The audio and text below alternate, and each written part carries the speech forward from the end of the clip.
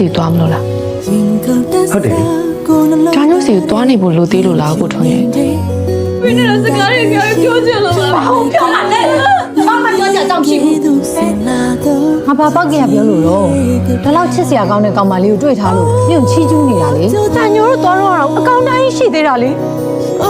ရုပ်တရက်ကြီးဘယ်လိုဖြစ်ရလဲ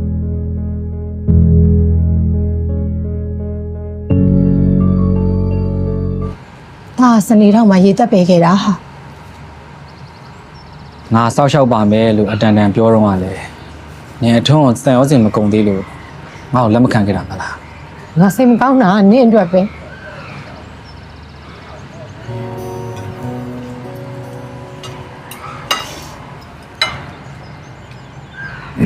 လူတွေအများကြီးရှိနေတယ်တမီးစိတ်လျှော့နော်အဲ့လိုကြီးစခဏမထိုးပါနဲ့ကြာညိုရဲ့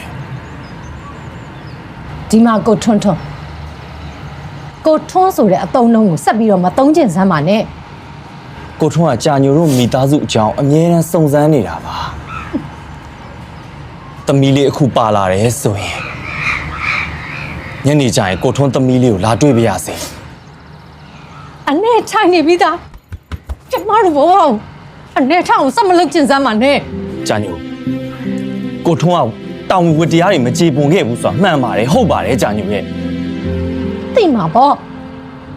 ရန်ကုန်မှာငါတစ်စက္ကန့်နေတော့ဆက်မနေနိုင်ကြာညို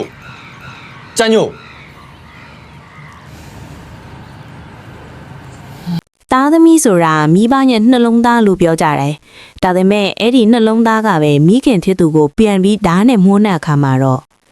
လှိုင်းလေကြားကပန်းရွှေကြားအပိုင်29နဲ့30မှာတော့ကြာညိုတယောက်သူအသက်ထက်ချေရတဲ့သားမိုက်ကြောင့်နှလုံးဖောက်ပြီးအသက်လူနေရတဲ့အခြေအနေကိုရောက်သွားပါပြီ။မိခင်တယောက်ရဲ့မေတ္တာကိုအခြေမတီးရဲ့သားမိုက်ရဲ့လုပ်ရက်တွေကဘလောက်တောင်ရင်နာစရာကောင်းလဲဆိုတာအခုပဲကြည့်လိုက်ရအောင်။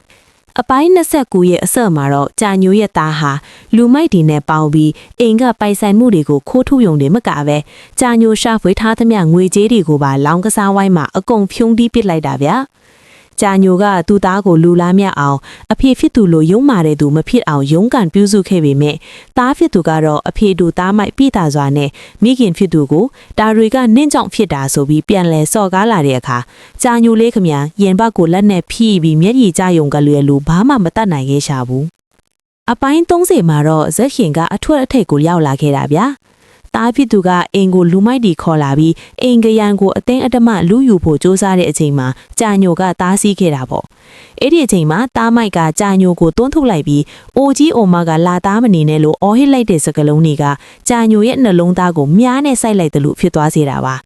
အဲ့ဒီနေရာမှာပင်ကြာညိုဟာအသက်ရှူကျက်ပြီးနှလုံးဖောက်ကလဲကျသွားတဲ့အခါမှာတော့သားဖြစ်သူကကူညီမဲ့အစားအထုပ်ပိုက်ပြီးထွက်ပြေးသွားတာကတကယ်ကိုလူမဆန်တဲ့လုပ်ရက်ပဲဗျာ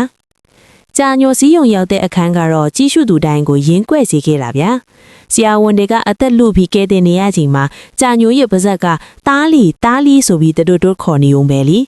မိခင်မြတ်သားဆိုတာတကယ်ကိုကြီးမားလွန်းပါတယ်ကိုတေအောင်လို့တဲ့သားကိုတောင်စိတ်မနာနိုင်ပဲစိုးရိမ်နေကြတာဒီအချိန်မှာတော့သားမိုက်ကတော့အပြင်မှာပတ်စံတွေကုန်ပြီးလူမိုက်သူရဲ့ရိုက်နှက်မှုကိုခံနေရတဲ့အပြင်ရဲဖမ်းတာကိုပါခံလိုက်ရပြီဆိုတော့ဒါဟာဝက်လေတာပဲမဟုတ်လားဇက်လိုင်းရဲ့အဆုံးသတ်မှာတော့သားမိုက်ခါလက်ထိတ်ခတ်ထားရရင်းနဲ့မှသူ့အမေဆေးရုံမှာအသက်လူနေရတာကိုတိသွားပြီးနောင်တော့တွေရနေတာပေါ့ဒါပေမဲ့အယမ်းနောက်ကျသွားပြီလားကြာညိုကတော့သားဖြစ်သူရဲ့အတန်ကိုကြားလိုက်တဲ့အချိန်မှာမျက်လုံးလေးပွင့်လာပေမဲ့စကားတောင်မပြောနိုင်ရှာတော့ဘူးသားသမီးမိုက်ရဲ့မိဘမှာညှက်လုံးကွဲရတယ်ဆိုတဲ့သင်ခန်းစာနဲ့အတူဒီအပိုင်းကတော့တကယ်ကိုဝမ်းနည်းစရာကောင်းလွန်ပါတယ်